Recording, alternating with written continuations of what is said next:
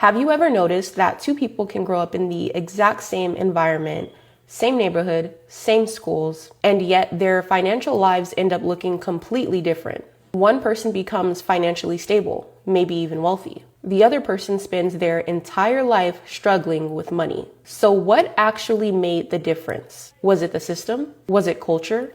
Was it luck?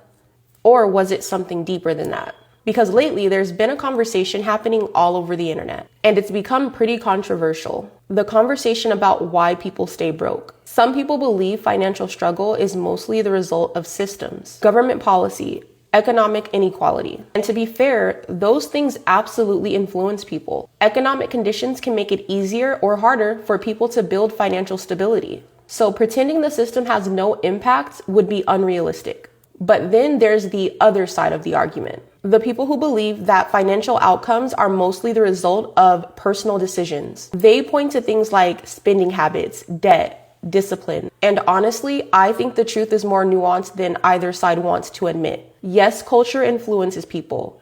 Yes, government policies influence people. Yes, the system can create obstacles. But at the end of the day, your behavior still plays an enormous role in shaping your financial future. Your behavior is one of the few variables you can control. You can't control the entire economy. You can't control government policy. You can't control inflation or housing prices. But you can control how you respond to those things, how you spend, how you save, how you plan, how patient you're willing to be. And when people begin to take control of those decisions, their financial trajectory can start to shift, because financial outcomes are rarely determined by one big moment. They're usually shaped by hundreds of small decisions made consistently over time. Okay, so now the huge debate that's happening in society. One side argues that people are struggling financially because the system is stacked against them. They point to rising living costs, inflation, housing prices, student loan debt, and wages that haven't kept up with expenses. And those are legitimate concerns.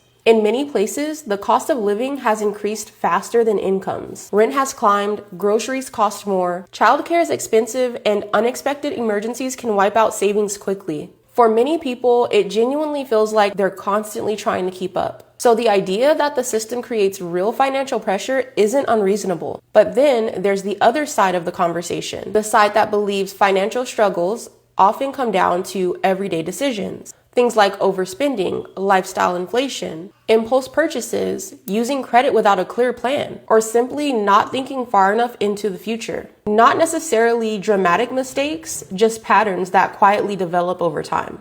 Upgrading phones more often than necessary, financing cars that push the limit of the budget, eating out constantly instead of cooking, buying things to match the lifestyles we see online. None of those decisions feel life-changing in the moment, but when repeated over years, they add up. And the reality is, both sides contain some truth. The system absolutely creates challenges, but personal behavior still determines how people respond to those challenges. Because two people can live in the same economy, face the same inflation, earn similar incomes, and still end up in very different financial positions. One person adjusts when circumstances get tighter. They reduce unnecessary spending. They focus on long-term stability. The other continues spending the same way they always have, assuming things will work themselves out. Same environment, same pressures, completely different responses. And those responses often determine the direction someone's financial life takes. One of the reasons behavior matters so much is because we see this pattern everywhere. Two people grow up in similar circumstances, similar economic conditions, but as they move into adulthood, their financial habits begin to diverge. One person becomes intentional with money. They save when they can, they avoid unnecessary debt, they invest gradually. They focus on developing skills that increase their income over time.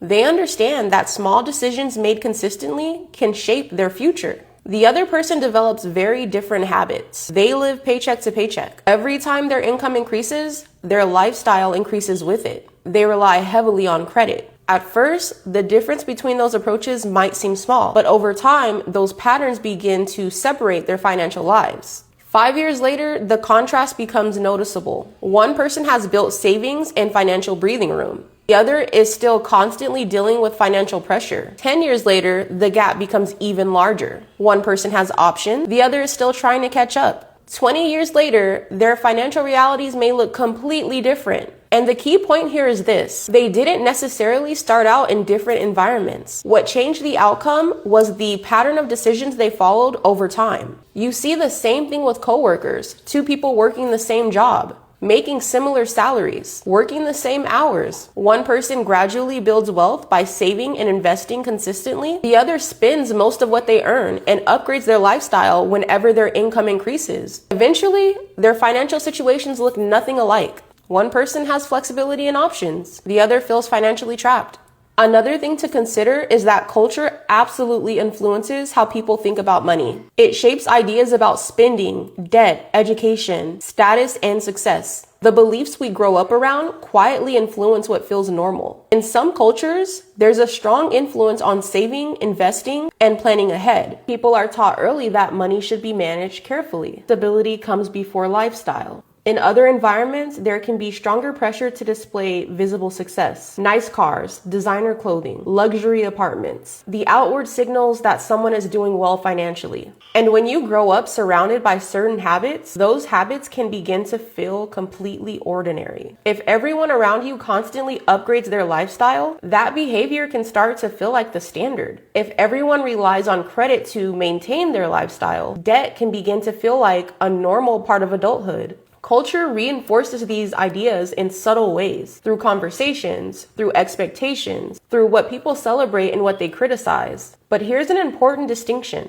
Influence is not the same thing as control. Culture can shape your starting point, but it doesn't permanently determine your outcome. People break cultural patterns all the time. Some individuals grow up surrounded by poor financial habits and still develop a strong financial discipline. They learn new information. They adopt different behaviors. And over time, those different decisions lead to different results. At the same time, some people grow up with every financial advantage and still end up struggling because of their choices, which shows something important. Culture may shape how you start, but your behavior ultimately shapes where you end up. Another thing to consider is that government policies also play a role in shaping financial outcomes. Taxes affect how much income people keep. Education policies affect access to learning and career opportunities. Housing regulations influence the cost of rent and property. Healthcare systems influence how expensive medical care becomes. Policies can absolutely create obstacles, but even within those systems, individuals still make choices. Some people adjust quickly when conditions change.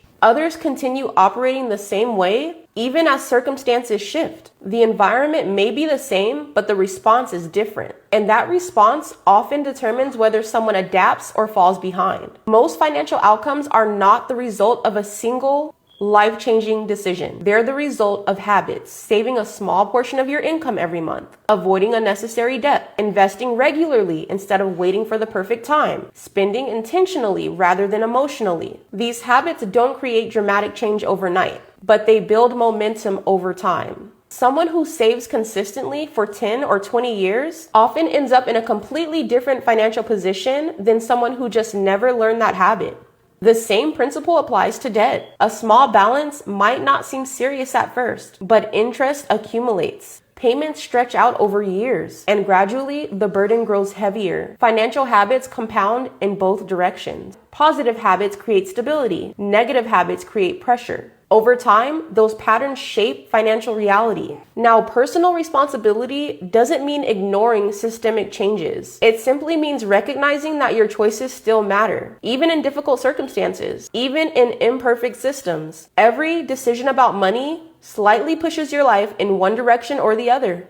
Saving pushes you towards security. Overspending pushes you towards instability. Planning pushes you toward opportunity. Ignoring long-term consequences pushes you towards financial stress. Those shifts may be small at first, but over time, they create distance between financial paths. That's why personal responsibility matters so much. It gives people power inside systems they can't fully control. And when people look at wealthy individuals, they often assume those results happen quickly. But financial stability usually develops slowly. Small habits repeated consistently. Disciplined decisions made year after year. Long periods of patience. The compound effect of those behaviors can be powerful. Someone who improves their financial habits today might not see dramatic dramatic results immediately, but 5 years later, the difference becomes visible. That's the quiet power of compounding decisions. So the real question isn't just what system you live under. The real question is, what habits are you building inside that system?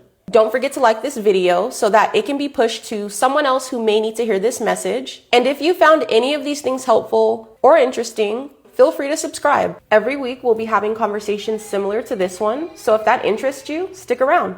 Thank you so much for watching, and I'll see you in the next video.